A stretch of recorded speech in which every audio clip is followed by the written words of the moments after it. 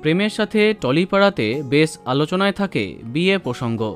বেশ কদিন আগে আদ্রিত রায় এবং কৌশাম্বী চক্রবর্তীর বিয়েকে নিয়ে সরগরম ছিল টেলিপাড়া। এবার বিয়ের গুঞ্জনে বাংলা টেলিভিশনের নতুন জনপ্রিয় জুটি। টেলিপাড়ায় আলোচনা এবার নতুন প্রেমিকের সাথে খুব শীঘ্রই বিয়ে পিড়িতে প্রিয়াঙ্কা মিত্র। মোহর, খড়কুটো এবং সম্প্রতি অষ্টমী প্রভৃতি অনেক ধারাবাহিকের মাধ্যমে অত্যন্ত জনপ্রিয় তিনি।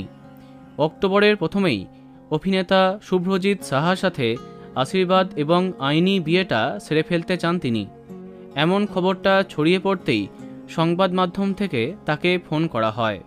তিনি জানান, হ্যাঁ, তেমন কিছুই হতে চলেছে। প্রিয়াঙ্কার সাথে শুভ্রজিতের আলাপ অনেক বছর আগেই, তবে সম্প্রতি হয়েছে প্রেম।